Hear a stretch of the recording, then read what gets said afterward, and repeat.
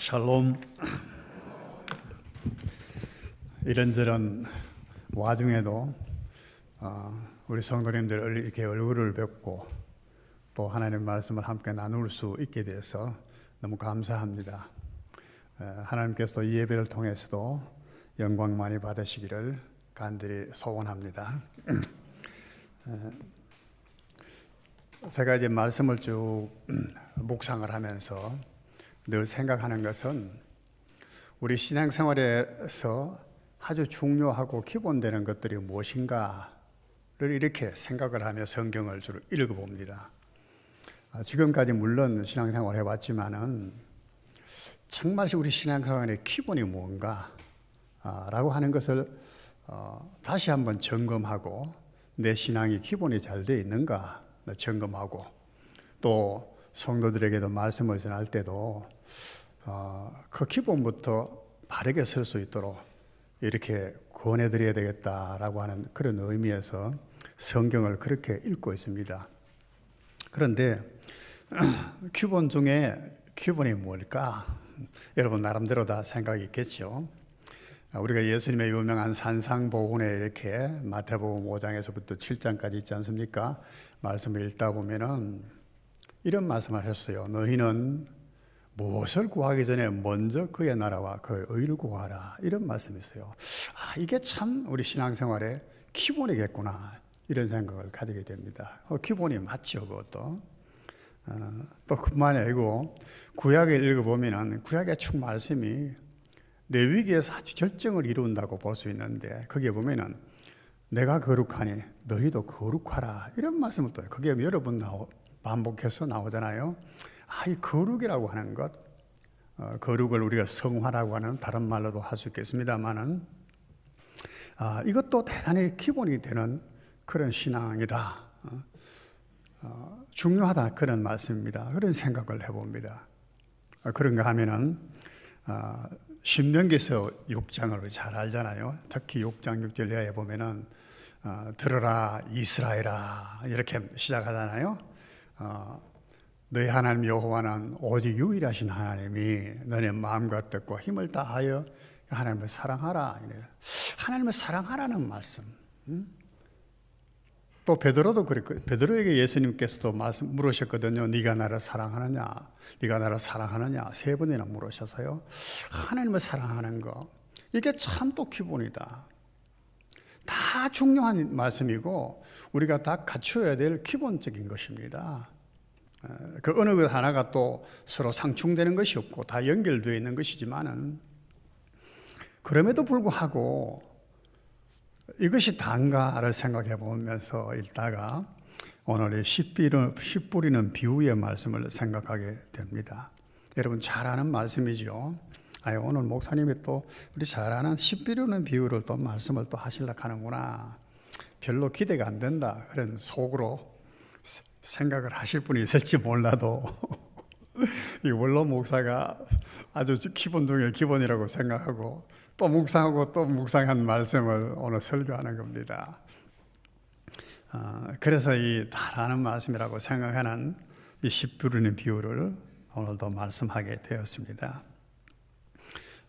이 말씀이 아주 중요하다는 것을 우리 오늘 본문 속에도 몇 가지 그 근거에서 찾아볼 수가 있겠는데 4절의 말씀이 그렇게 말하잖아요. 각 동네 사람들이 예수께로 나와 큰 무리를 이루니 예수께서 비유로 말씀하시되 이렇게 말씀하셨어요.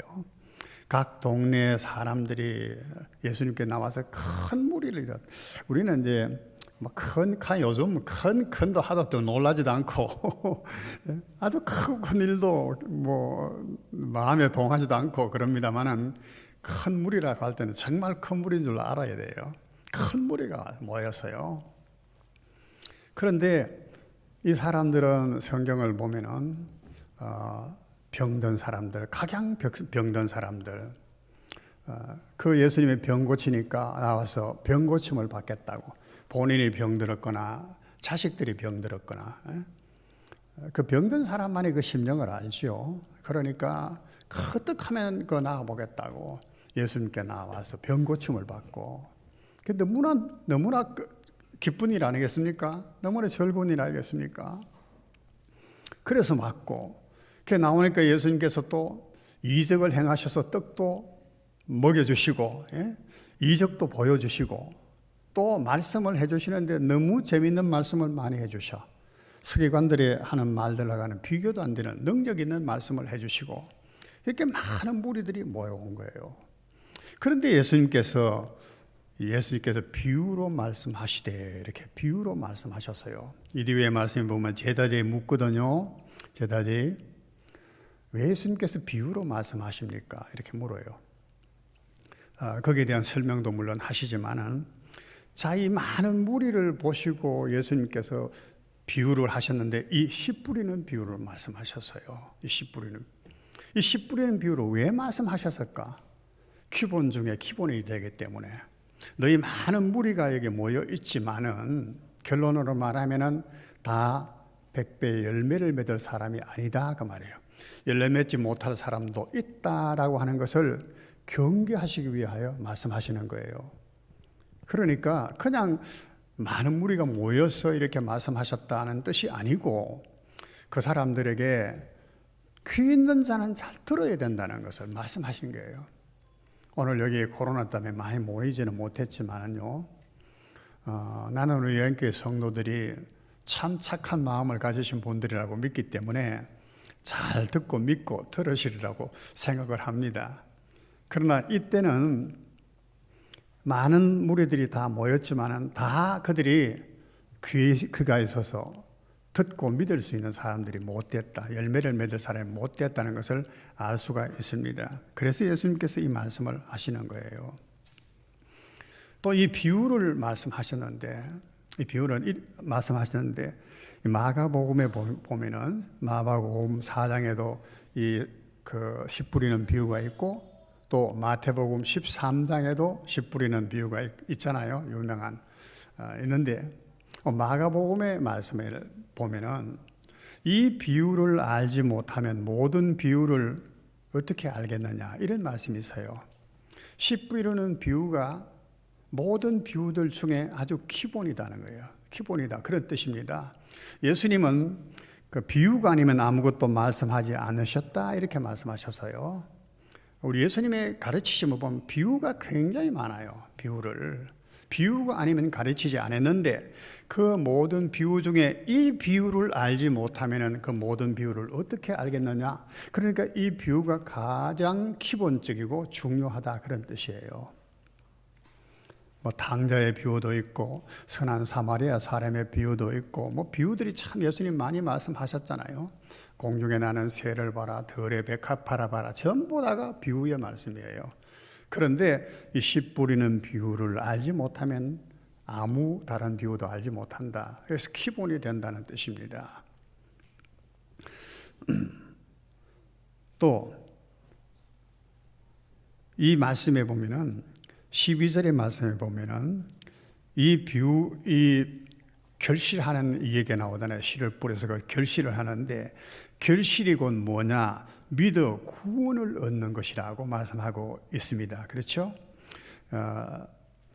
마귀가 길가에 뿌렸다는 말은 말씀을 듣기는 듣는데, 마귀가 가서 그들이 믿어 구원을 얻지 못하게 하려고 말씀을 그 마음에서 뺏는 것이요. 그러니까 이 결국은 씨를 뿌린 것은 믿어서 구원을 얻게 하려고 하는 것이라는 것이죠, 이 비유가. 그런데 마귀가 그렇게 하지 못하도록 씨앗을 아예 빼앗아 가버리는 것이 길가에 떨어진 씨앗의 비유다, 그런 말씀이에요. 그러니까 이 비유는 믿어서 구원에 이르게 하는 비유예요. 그러니까 굉장히 중요한 얘기죠. 기본이 될 수 있는 것이 아니겠습니까? 그렇게 해서 오늘 말씀, 또 오늘 본문 말씀에 보면은 이 비유를 하나님의 나라의 비밀을 아는 것이 너희에게는 허락되었으나, 10절에 그렇게 말씀합니다. 하나님 나라의 비밀이라 그랬어요. 마가복음에는 보면 천국의 비밀이라고도 하셨고, 마태복음에도 그렇게 말했습니다. 천국의 비밀, 하나님의 비밀. 우리는 하도 들어가지고 교회에서 참 어떤 면에서는 많이 듣는 것이 오히려 우리 신앙에 도움이 안 될 때가 많아요. 그래서 모태 신앙이 정말 못한 신앙이라고 사람들이 말하잖아요. 너무 어릴 때부터 들어왔기 때문에 심각하게 듣지를 못해. 보통으로 그냥 심상하게 여겨버려, 흘려버려. 그러나 처음 듣는 사람은 깜짝 놀라는 것입니다. 천국이라고 하는 말, 그 자체에 대해서만 깜짝 놀라는 거예요. 천국이 듣기만 들었는데 그게 정말 있나? 그게 있단 말인가? 그 천국의 비밀이 무엇인가? 천국의 말씀이 그럼 무엇인가? 마음으로 쏟아서 그것을 들으려고 하지 않겠습니까? 그런데 우리는 그렇지 못할 경우가 많아요. 하나님의 나라의 비밀, 천국의 비밀, 너무나 소중하고 너무나 귀중한 것이죠. 이 비유가 바로 내용상으로 보면 그런 것에 대하여 하신 말씀이기 때문에 우리의 신앙의 기본 중에 기본이 된다는 것이죠. 이 비유를 여러분 잘 이해해야 돼요. 예수님이 여러 가지 이야기를 하셨지만은 이 십비유는 비유의 모든 과정에 연결되어 있는 말씀이에요. 모세오경에 다른 모든 성경이 다 걸려 있는 것처럼 이해하시겠습니까? 하나님의 사랑이라고 하는 속에 모든 말씀이 다 걸려 있는 것처럼 이 비유라고 하는 씨 뿌리는 비유, 그래서 100배의 열매를 맺는 그 과정 모두가 다 예수님께서 하신 말씀 모든 교훈이 그 속에 다 포함되어 있는 것이 어느 한 부분에 다 포함되어 있는 것이죠. 그죠? 우리가 믿음으로 견고하게 서야 된다라고 하는 말씀도 오늘 15절 마지막에 보면은 듣고 지켜 인내로 결실하는 자니, 여기도 보면 듣고 지키고, 야고보서에 보면 행하라, 듣기만 하지 말고 하고 행하지 않지 말고 행하라 하는 말씀이 바로 이 말씀에 지키어 듣고 지키라고 말하는 말씀에 해당이 될 것이고, 인내로 결실하는 자요, 여러 가지 시험을 만나거든 온전히 기쁘게 여기라, 이 바로 인내에 걸려있는 말씀이에요. 그 인내 끝에 결국은 100배의 열매를 맺는 것이에요. 이 말씀의 내용에 전부 다 포함되어 있는 말씀이에요. 그래서 이 비유를 깨닫지 못하면 모든 것을 깨닫지 못한다. 이해가 되셨습니까? 그래서 신앙의 기본 중에 기본이다. 내가 이게 안다 그렇게 생각하지 마시고 또 생각해 보시고 또 생각해 보고 그래야 된다, 그 말씀이죠. 많은 사람들이 와서 재밌죠. 듣기도 하고 예수님 표적을 행하시는 것도 보기도 하고 또 맛있는 그 오병이어 같은 그런 떡을 만들어 주시니까 배불리 먹기도 하고 얼마나 좋습니까? 그렇게만 되면 안 되는 거예요. 우리가 교회에 나왔잖아요. 세례 요한이 말했습니다. 많은 무리들을 예수님이 참 말씀하셨습니다. 너희가 광야에 뭐하러 나갔더냐? 세례 요한 만나러 갔거든요. 뭐하러 갔더냐? 바람에 나는 갈대를 보러 갔더냐? 경치 구경하러 갔느냐? 그 말이에요. 옷 잘 입은 사람들을 보러 갔더냐? 그런 사람들은 왕국에나 가만히 있다. 저 명동에 가면 그런 사람이 있을 수 있다. 근데 너희가 왜 광야로 갔더냐? 선지자를 보러 간 거 아니냐? 그렇다. 우리 교회에 왜 왔느냐? 그러면 여기에 왜 왔느냐? 귀한 시간 빼앗겨가면서 이 코로나라고 하는 그런 어떤 정부에서는 할 수만 있으면 안 모였으면 좋겠다고 자꾸 겉은 올라가는데 그런 난관을 뚫고 이 자리에 모였는데 왜 왔는가? 천국의 비밀, 하나님의 그 비밀, 그 말씀을 우리가 들으러 온 거예요. 신앙의 기본을 바르게 하기 위하여 온 것입니다. 예수님께서 이제 본격적으로 씨 뿌리는 자가 그 씨를 뿌리러 나가서 하고는 소위 우리가 씨 뿌리는 비유라고 말하는 그 비유를 말씀하십니다. 이것은 일반적이고 통상적인 일을 비유로 삼은 것입니다. 예전에는 다 농경사 했잖아요. 유대인들도 보면 목축을 조상들은 했지만은 그 위에 가나안 땅에 정착한 이후로는 전부 다 농사를 지었거든요. 그러니까 농사 짓는 일은 세계 어느 곳에나 다 사람들이 일반적으로 하는 얘기입니다. 일반적이고 통상적인 일입니다. 그런데 그것을 비유로 지금 삼으십니다. 그런데 가만히 생각해 보면은 일반적이고 통상적이라고 하는 것이 세상에 있을 것인가 하는 그런 생각을 해봐요. 우리는 아침에 해가 뜨고 저녁에 해가 지고 일반적인 얘기잖아, 그죠? 일반적이다. 씨를 뿌리고 가을에 거두고 농사가 그래서 사람들이 그걸 해서 먹고 살고 생계를 유지하고 일반적이고 통상적인 일이다. 그런데 과연 그런가? 하나님이 하늘의 태양을 만드심으로 태양이 움직이는 것입니다. 예? 그러면은 씨를 뿌리고 씨를 맺는 것도 우리가 통상적이라 일반적이라고 말하지만은 예수님은 이것을 그렇게 보시지 않잖아요, 지금. 씨 뿌리는 비유라고 해서 천국의 비밀로 지금 이해를 하신다 그 말이죠. 우리가 그만한 안목, 그만한 지혜를 가지고 있느냐 그 말이에요. 일반 살아가면서 통상적인 아침에 밥 먹고 점심에 밥 먹고 저녁에 밥 먹고 그리고 성찬식 한번 하고 나면 우리 그런 생각을 해요. 주님, 성찬식 떡 한 조각 먹으면서 주님의 몸이요 살이요 그러는데 우리는 아침 저녁 점심 저녁 세 끼를 맛있게 먹으면서도 주님의 살을 먹습니다. 주님의 주신 그 떡을 먹습니다. 그런 생각하고 하지 않고 먹잖아요. 아이들 태어나면 하루에도 한번 목욕식 해주면서 세족식 하는 걸 거룩하게 생각하는데 그런 거 엄마한테 세족식 받는다고 생각하는 아이가 어디 있겠습니까? 통상적이라고 하는 일반적이라고 하는 것을 우리 성경에 보면 자연 은총이다, 일반 은총이다 그렇게 말하는 겁니다. 비가 내리고 바람이 불고 아침이 되고 저녁이 되고 하루가 가고 1년이 가고 하는 이것들이 다 우리에게 하나님께서 주신 일반적인 모든 사람에게 공통하게 주시는 은혜다 이렇게 말해요. 그걸 은혜로 받아들이는 사람은 신앙에 성숙해야 되는 거죠. 그렇지 않습니까? 그건 어레건 그렇게 되는 거다 생각하면 안 돼요.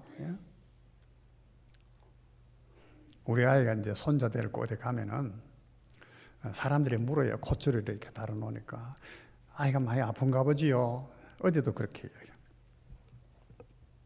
그래서 내가 그러고 말았어요.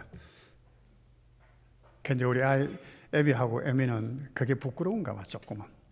근데 하나님 앞에 항상 기도합니다. 부끄러워하지 않게 하소서. 그래서 나는 그래 생각해요. 그래, 너희 아이들이 건강한 것에 대해서 너는 감사할 줄 아느냐? 나는 감사한다. 나는 우리 손자 때문에 참 감사하거든요. 근데 너희는 그래 그 사람은 보니까 처근해서 아이가 많이 아픈가 보지요. 그렇게 물었겠지요. 마음은 내가 이해하지만은 그러면은 너는 건강한 아이 때문에 하나님께 감사하고 있느냐 하는 것이죠. 나는 절대 그 사람 건강한 아이를 가진 그 사람보다도 나는 못하지 않다고 생각합니다. 하나님 앞에 감사할 수가 있어요. 그것 때문에. 그것을 느껴요. 통상적이지 않다 이게. 일반적이지 않다는 거예요. 근데 예수님께서는 그것을 이렇게 찔러서 말씀해 주시는 거야. 씨 뿌리는 사람이 씨를 뿌리는데 여러분 우리는 통상적인 것으로 볼 수 있지 않기를 원합니다. 솔로몬이 잠언서 24장에 보면은 내가 정황에 게으른 사람의 밭을 지나다가 돌담이 무너지고 가시덤불이 막 우거진 것을 보고는 깨달았다 그 말이에요. 뭘 깨달았냐? 좀 더 자자, 좀 더 눕자. 그렇게 말하면 궁핍이 강도같이 가난이 그저 군사같이 몰려온다 하는 것을 깨달았다. 보십시오. 게으른 자의 밭을 보고 깨닫는 것이죠. 깨닫는 것. 우리가 이만한 하나님께서 원래 창조하신 그 본이 기본을 깨달을 수가 있으면 얼마나 좋겠습니까? 그런데 오늘 예수님께서는 그렇지 못하니까 씨 뿌리는 사람이 씨를 뿌린다는 것을 가르치면서 지금 천국의 비밀, 하나님의 나라의 비밀을 지금 말씀해 주시는 겁니다. 그래도 또 들을 귀 있는 자는 들으라. 못 듣는 사람이 있다는 말이에요. 자, 그랬는데 많은 사람이 들었는데 제자들이 듣기는 들었는데 알았습니까? 잘 이해했다고 여깁니까? 잘 이해를 하지 못했어요. 왜 그러냐? 3절에 그렇게 말했거든요. 제자들이 이 비유의 뜻을 물으니 그랬어요. 마가복음 보면은 예수님과 함께하는 사람들이 제자들과 함께 그랬어요. 예수님과 함께하는 사람들이 있었어요. 제자들만 물은 것은 아닙니다. 이 비밀의 비유의 뜻을 물으니 이르시되, 물었다는 것입니다. 물었다. 우리는 참 이게 참 우리 신앙생활에 있어서 또 중요하다 생각해요. 우리 설교를 듣잖아요. 들어도 모르는 게 많잖아요. 궁금한 게 참 많거든요. 처음 교회 오시는 분은 목사님이 설교하면 목사님 질문이 있습니다 가시는 분이 있더라고. 그런데 이제 신앙생활 좀 오래 하신 분은 그래 안 하시잖아요. 그러면 묻는 거 아닙니다. 또 어떤 사람은 또 옆에서 그러네. 물어도 괜찮을 낀데 사실은. 그래서 물어야 되는 거야. 우리가 아는 게 아니거든요. 절대 우리가 알지 못합니다. 물었어. 우리는 항상 물어야 됩니다. 이것이 그러한가 생각해 보면서 또한 모르면 물어야 돼. 그래야 확신 위에 서지요. 자기 생각대로 나름대로 그만 짐작해 뿌리고, 비유로만 하니까 쉽구나. 뭐 사람의 씨 뿌리면 농사하면 그래 되지. 그리고 그걸 적당하게 자기 나름대로 해석해 뿌리고 이해해 뿌리고 끝. 그러면 어떻게 될까요? 굉장히 위험한 겁니다. 특히 이단들이 보면 이 비유를 가지고 장난질을 얼마나 하는지 참 가정스러운 것들이고 어리석은 자들이고 교만한 자들이고. 하나님의 말씀은 비유뿐만 아니고 참 어렵습니다. 쉽다면 참 쉬워요. 그런데 어렵습니다. 그 깊이가 끝이 없어요. 모든 것이 끝이 있어도 하나님의 말씀은 끝이 없다 그래서요. 끝이 없어요. 우리 박윤선 목사님이 하신 말씀이죠. 그럼 주석을 다 썼어요. 신구약 성경 주석을 다 하신 분인데도 그분이 그런 이야기 했어요. 내가 생각해 보니까 처음에는 내가 그래도 백두산이라고 하는 큰 산에 삽을 가지고 이렇게 흙을 한 삽을 떠낸 것다. 성경의 말씀을 읽으니까 그만큼 이해한 것다 생각이 됐는데 나이 들고 보니까 이제는 손가락으로 이렇게 깔짝깔짝해서 흙을 뜯어낸 그 정도밖에 안 된다는 것을 깨달았다. 알면 알수록 하나님 말씀은 심오한 것입니다. 결코 안다고 막 그냥 지나갈 것이 결코 아닙니다. 왜 예수님께서 이 비유로 말씀하시는가 물었을 때에 그렇게 말씀하셨어요. 이것이 너희에게는 허락되었으나 저들에게는 허락되지 않았다. 이해하는 것이. 마가복음은 너희에게는 이 허락되었으나 외인들에게는 이렇게 말씀했어요. 구분이 딱 돼요. 구분이. 하나님의 말씀을 이해하게 된 사람은 복 있는 사람입니다. 하나님께서 이해하도록 허락하신 사람들이에요. 근데 외인들은 그렇게 하지 않았어요. 깨닫지 못하도록 하시는 거예요. 왜? 돼지에게 진주를 던져주시는 하나님이 아니십니다. 돼지는 쥐업 열매만 먹으면 돼. 진주가 돼지에게 어울리지 않는다 그 말이죠. 교만하고 어리석고 또 미련한 자들에게는 하나님의 말씀이 어울리지 않는 것입니다. 그건 아무 가치가 없어요. 오히려 하나님은 말씀을 알면 알수록 비판하게 앞서는 거예요.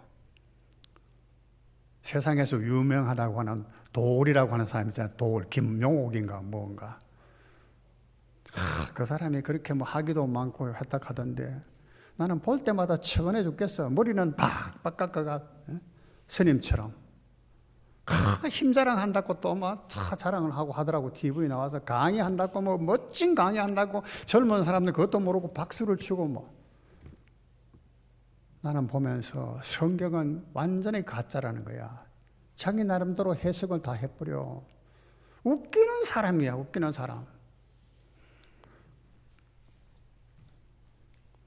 외인들에게는 허락되지 않았기 때문에 그 사람들한테 무가치하게 여기는 사람들한테는 하나님께서 진주 같은 것을 주지 않아요. 가치를 모르는데 아예.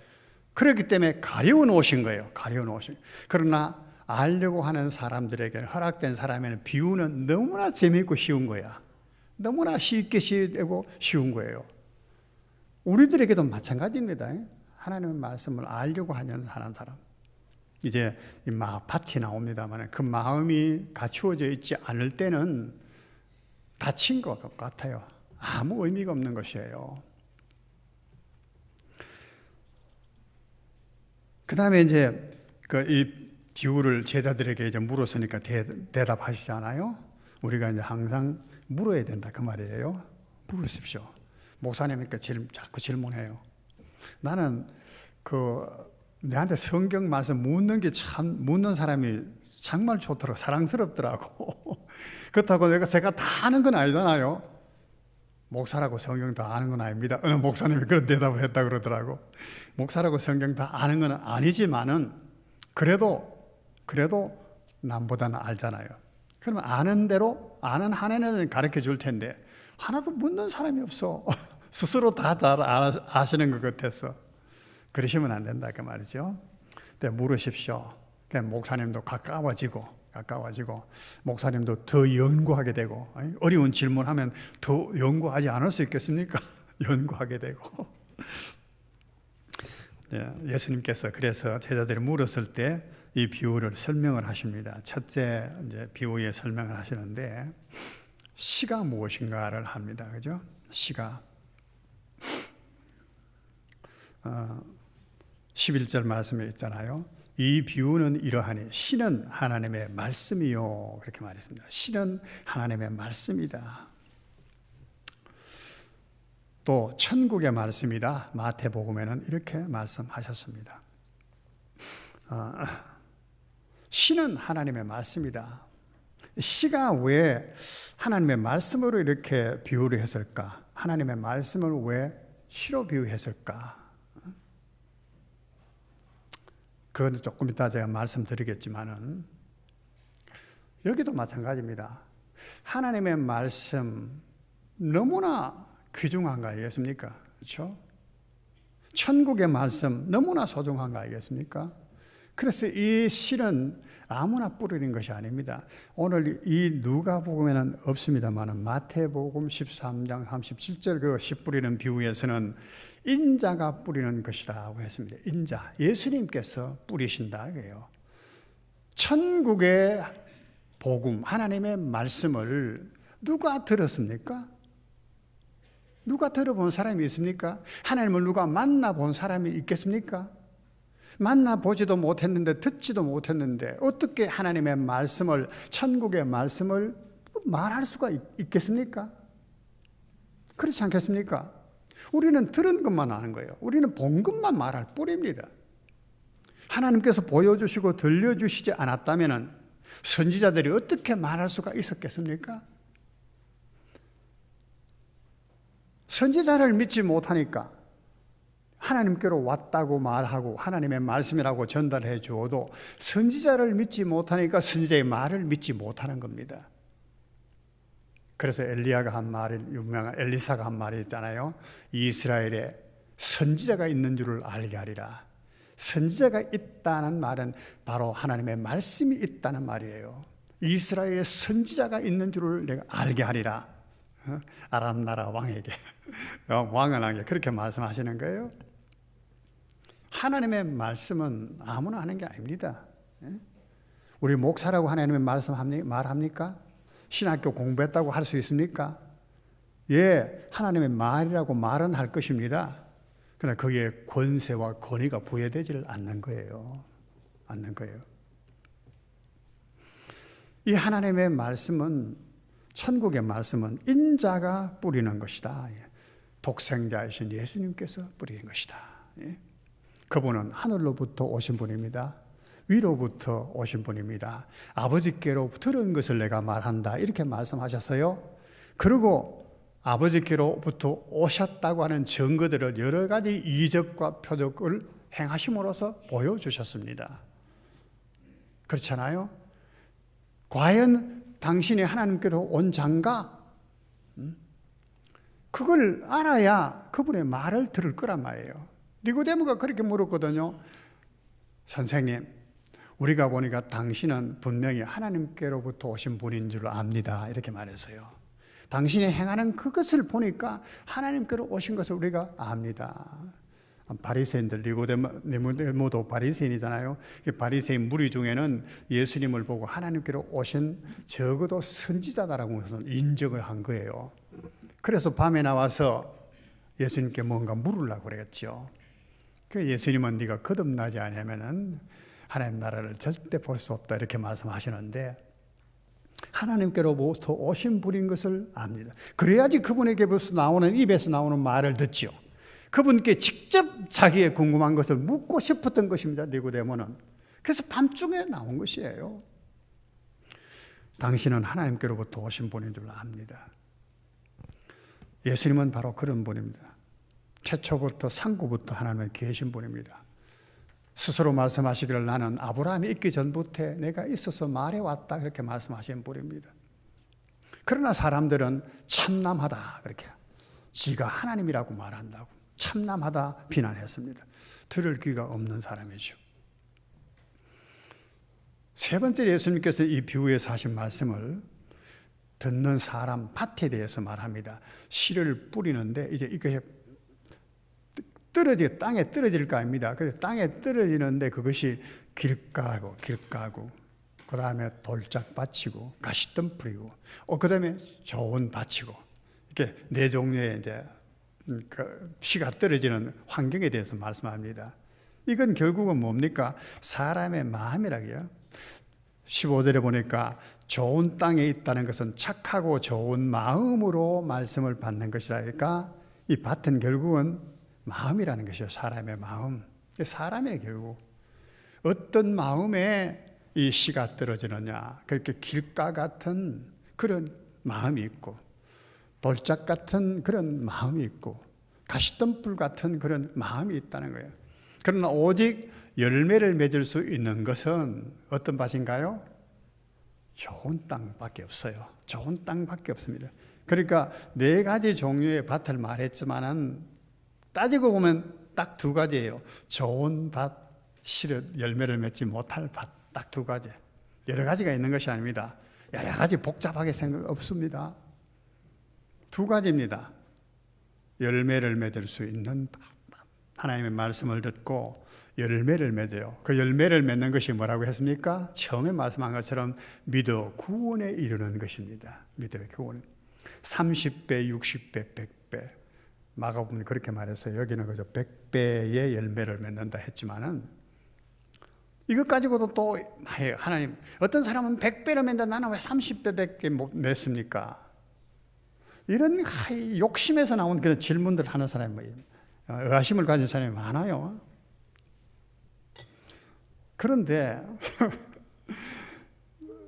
그 씨의 열매에 따라 나무에 따라 다 다릅니다. 그죠?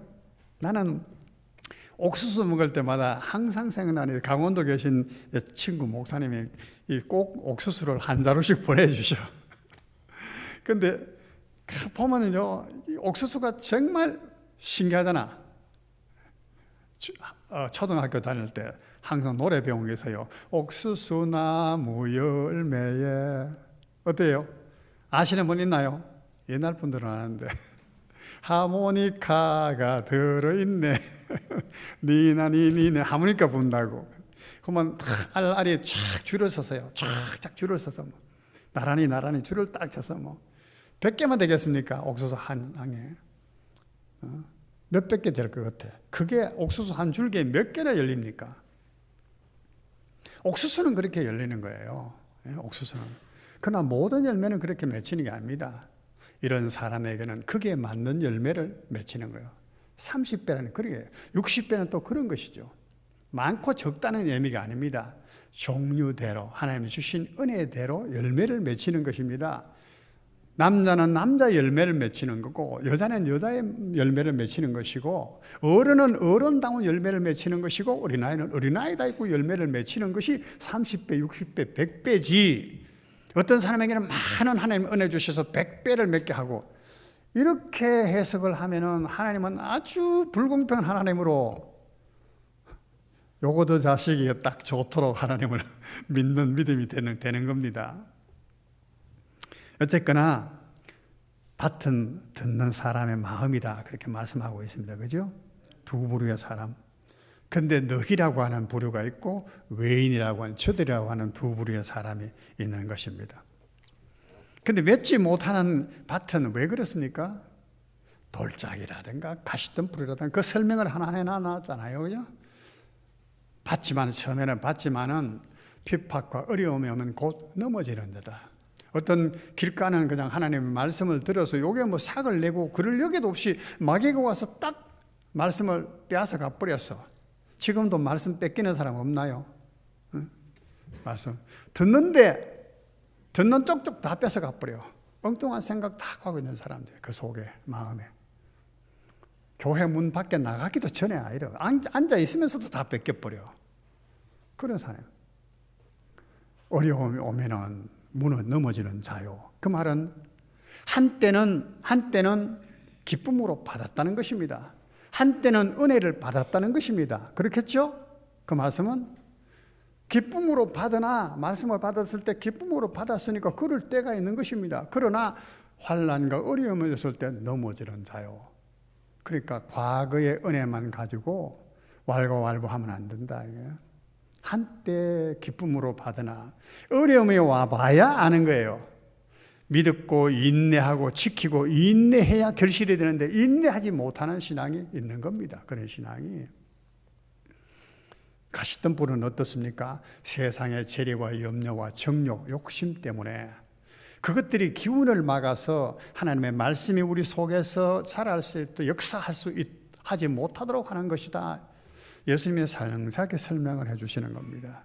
이것이 밭이다. 우리의 마음의 밭이다.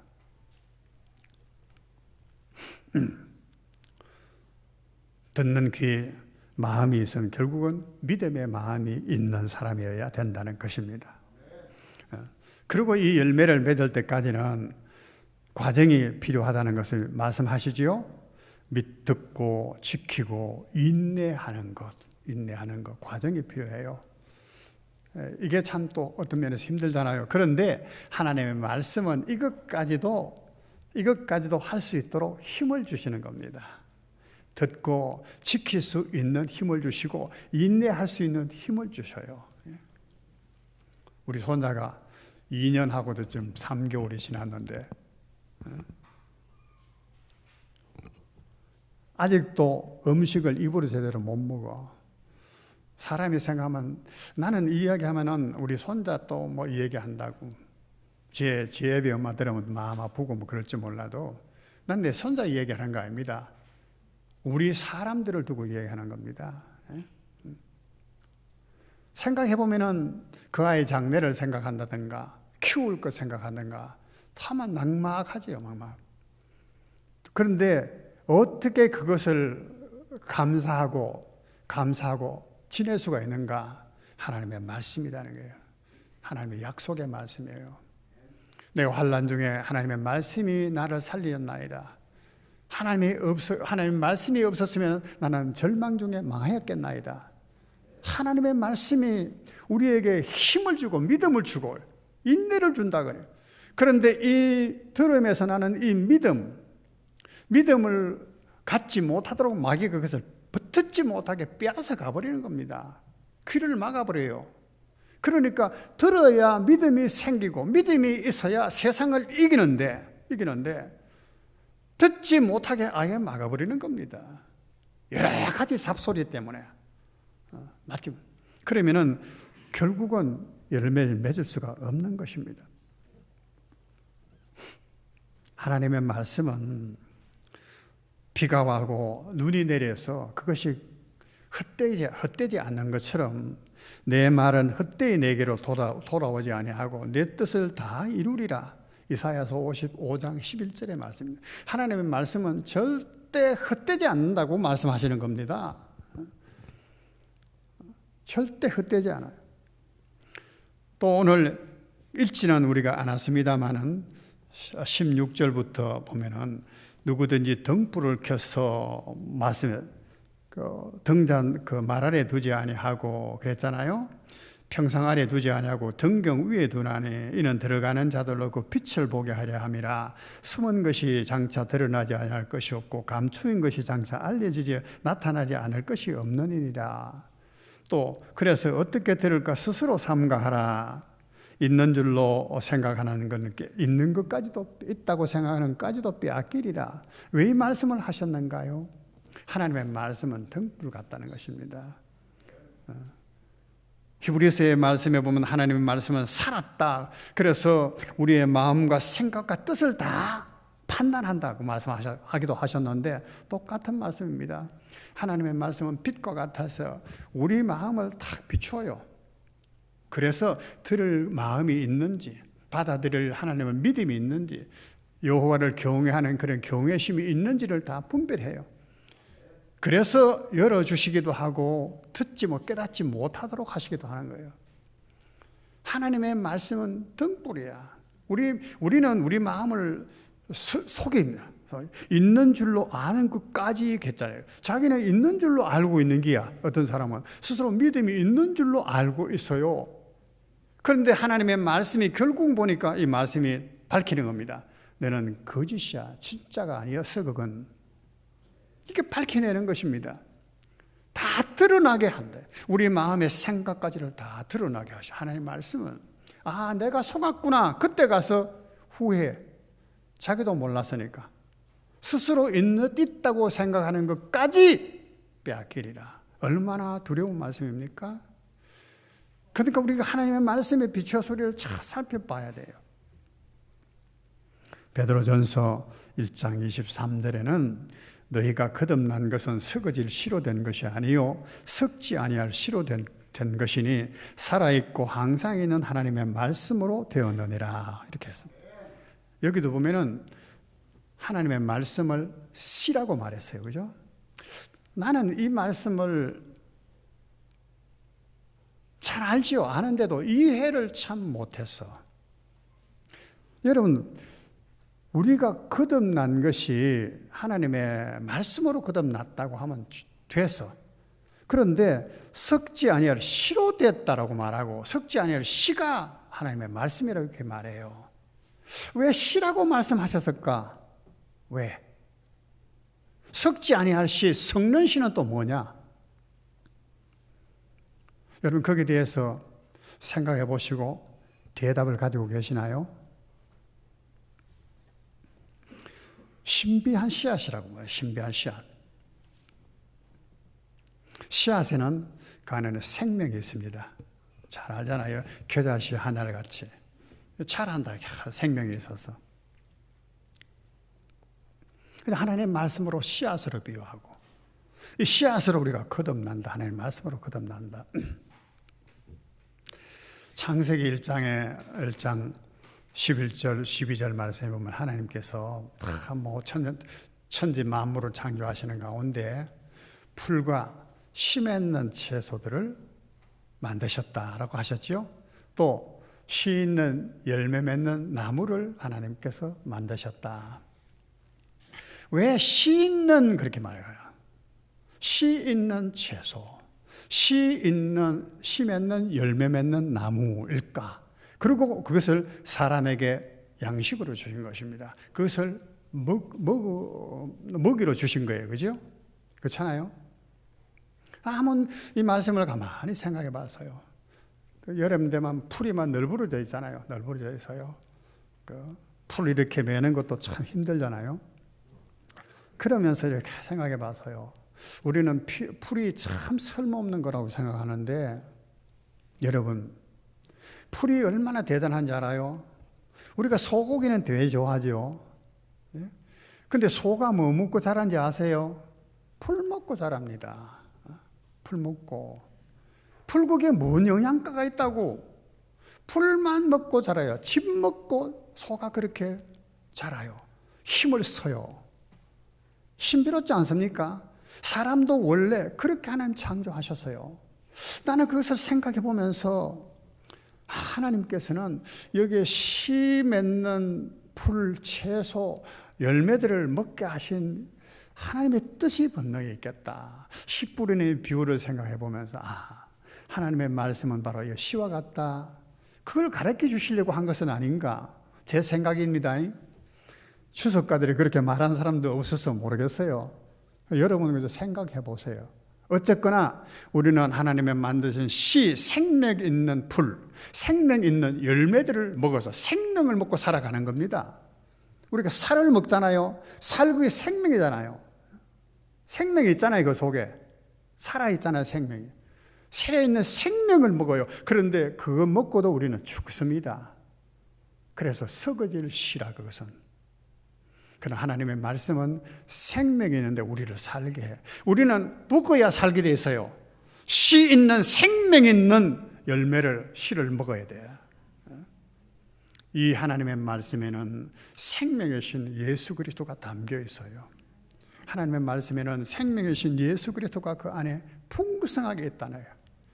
이 말씀을 먹으면 그 안에 생명이신 예수 그리스도께서 우리 안에서 생명의 역사를 막 일으키는 거예요. 우리를 살게 하는 거야. 우리가 음식을 먹어서 우리 육신이 생명을 부지해 나가듯이 우리 영혼은 썩지 아니하를 생명이 계신 하나님의 말씀, 그 씨를 우리가 먹음으로 살아간다. 하나님께 하려서 하나님의 말씀은요, 우리를 거듭나게 할 뿐만 아니고 신령하게 자라가게 합니다. 그래서 베드로 사도는 그것을 신령한 젖이라 그렇게 말씀하시고 합니다. 아이들이 젖을 먹고 자라는 것처럼 우리가 신령한 젖인 하나님의 말씀을 사모하라, 젖이라고 했어요. 또 하나님의 말씀은 인내하는 능력을 우리에게 줍니다. 하나님의 말씀은 이슬 같고 단비 같고 불 같고 방망이 같고, 하나님의 말씀은 영혼의 변찬한 반석 같고, 세상이 다 변해도 이 반석은 흔들리잖아요. 이 말씀 위에 세워진 그러한 집은, 인생은 넘어지지 않는다, 그런 말이에요. 풀은 시들고 꽃은 떨어지고 그렇죠? 그러나 여호와의 말씀은 세세토록 있도다. 이 말씀도 얼마나 참 역사적으로 귀한 말씀인지 몰라요. 바벨론으로 포로잡혀가고 바벨론 나라의 그 권세 아래서 노예살을 했지만은 하나님은 그것도 다 떨어진다야. 그러나 하나님의 말씀, 내가 너를 고국으로 돌려보내리라 하신 해방의 말씀은 영원하다. 그대로 70년 후에 포로되어서 자유를 얻어 돌아오게 됩니다. 선지를 통해서 하나님 하신 말씀이에요. 베드로 사도가 그 말씀을 또 인용한 것입니다. 세상에서는 절대 들을 수 없는 것이 천국의 말씀입니다. 하나님의 말씀입니다. 우리가 복음을 전해야 되는 이유도 그것이에요. 세상에서는 들을 수 없습니다. 공자에게 들을 수 없습니다. 맹자에게도 들을 수 없습니다. 어떤 유명한 철학가에게서도 들을 수가 절대 없습니다. 오직 하나님께로부터 오신 예수 그리스도로부터만 들을 수 있고, 그분께 계시를 받은 선지자들을 통해서만 들을 수가 있는 겁니다. 하나님의 천국의 말씀이에요. 땅에 관한 얘기가 아닙니다.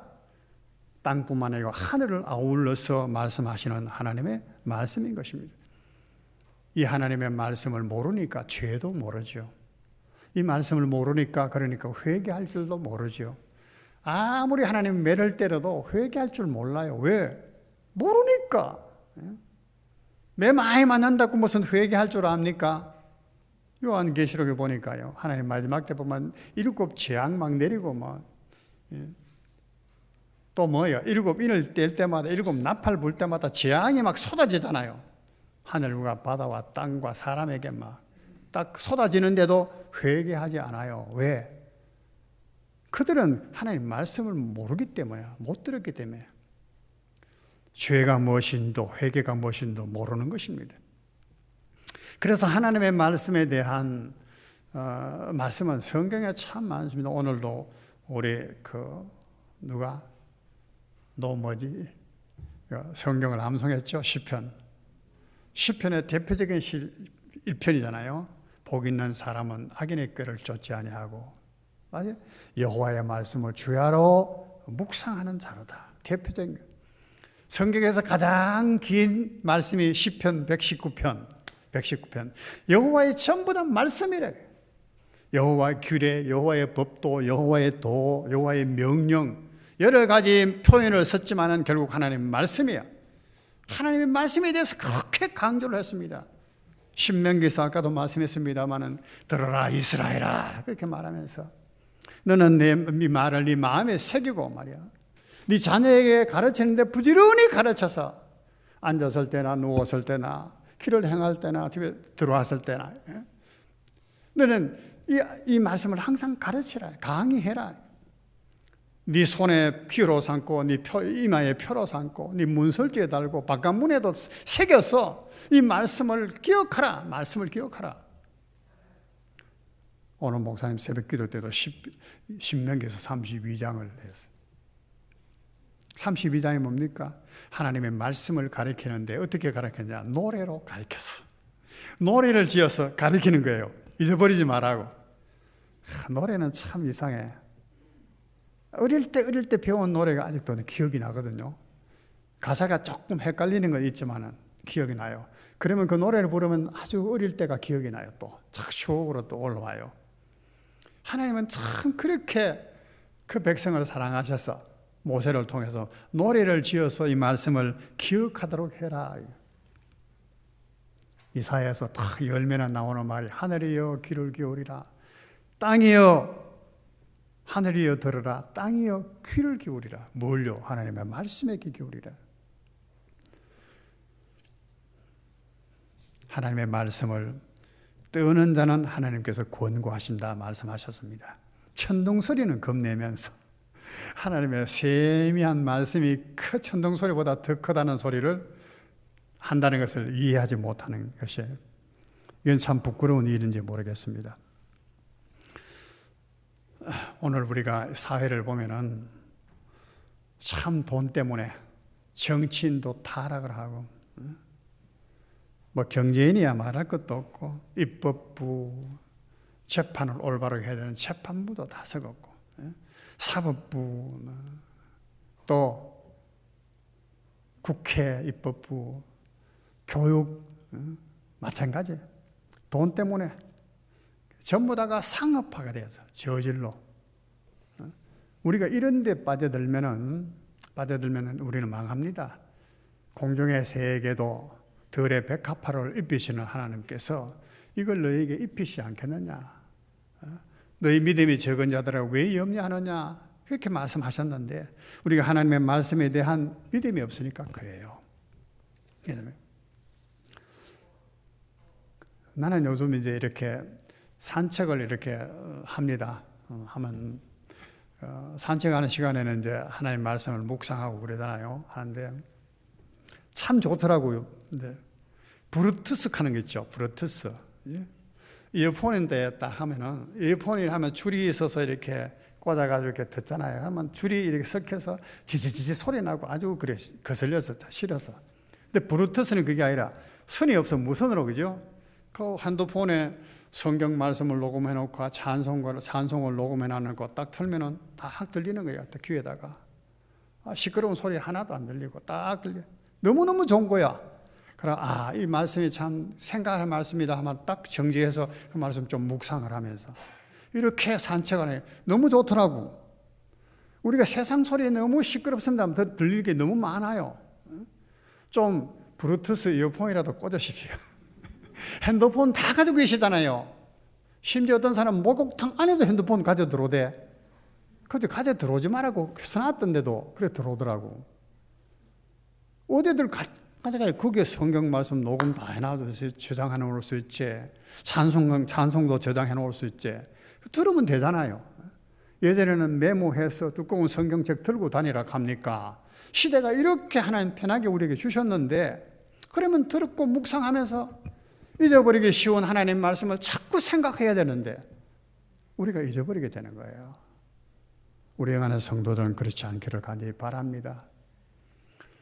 사도 베드로 보십시오. 그는 갈릴리 어부 출신입니다. 그죠? 참 못 배웠던 불황무식하다고 할까? 제사장들이 그랬거든요. 갈릴리 어부라고 무시했거든. 학문이 없다고. 근데 말하는 걸 보고는 깜짝 놀랐잖아. 오늘날 우리가 모든 인류가 베드로 하죠. 마치 친구처럼. 너무 쉽게 베드로 사도님인데 사실은. 베드로 사도께서 두 책을 썼잖아. 두 편지. 전서 베드로 후서. 베드로 후서에 이렇게 말씀하셨습니다. 내가 이제 장막을 떠날 때가 됐다. 죽을 때가 됐다는 거야. 그래서 내가 이제 이 두 성경, 두 책으로 편지로서 너희로 하여금 생각나게 하려고 한다. 내가 떠나는 이후에도 이것을 일깨워서 너희 생각나게 한다. 생각하는 거 참 중요한 거예요. 생각하는 거. 나는 그것에 대해서 또 요즘은 드라마에 보니까 기억 상실, 기억을 안 잊어버려서 하는 이런 것 가지고 주제를 삼아서 드라마 만든 것도 있더라고. 기억이라는 것은요. 참 아름다운 추억들. 우리가 오늘 영암교회 우리 만나서 하는 것 참 추억입니다. 이 추억이 없는 사람은 불행한 거예요. 예? 추억을. 아름다운 추억을 많이 만드셔야 되는데 하나님과 동행하는 추억을 많이 만드시기를 바랍니다. 사도 베드로는 그렇게 말했어요. 내가 떠날 때가 가까웠기 때문에 이제 이 편지로서 내가 생각나게 한다. 나는 사도 베드로가 이걸 여사롭게 한 말이라고 생각하지 않습니다. 그는 정말로 이 생각해야 된다는 걸 깊이 체험했던 사람입니다. 예수님께서 예루살렘에 올라가시기 전에 내가 가면 이제는 십자가에 죽는다. 버림을 받고 죽는다. 하니까 베드로가 뭐라고 했습니까? 주여, 절대 그럴 수 없습니다. 너희가 다 나를 버리리라. 주님, 모든 사람이 다 주를 버릴지라 나는 안 그럽니다. 나는 절대 안 합니다. 그랬다가 예수님의 말씀처럼 닭 울기 전에 3번 부인했거든. 3번. 그때 예수님을 탁 베드로가 눈이 마주쳐서 베드로가 예수님의 말씀이 생각나서, 성경에 그렇게 기록하고 있습니다. 생각나서 밖에 나가서 심히 통곡했더라. 베드로가 지금 여기에 너희로 하여금 생각나게 한다는 말씀은 그런 의도로 말한 겁니다. 내가 그때 예수님 말씀을 여수히 들었다가 마음에 두지 않았다가 시험에 들지 않도록 깨어 기도하라. 겟세마네 동산에 그렇게 말씀하셨는데도 그 말씀을 여사로 들었다가 생각나서 얼마나 후회했는지 모른다. 생각나게 하려 하노라. 사랑하는 우리 영하는 성도님들, 하나님의 말씀을 늘 생각하며 살 수 있기를 축원을 드립니다. 늘 생각할 수 있기를 바랍니다. 쳐도 하나님의 말씀이 나오고 저게 쳐도 하나님의 말씀이 나오고 하나님의 말씀이 나와. 많은 말씀이. 그래야지만이 우리가 세상을 이길 수가 있습니다. 인내할 수가 있습니다. 그래서 열매를 맺을 수 있습니다.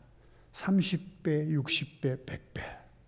우리 하나님 앞에서 그 열매로 하나님께 영광을 올릴 수 있기를 주의 이름으로 축원드립니다. 기도하겠습니다.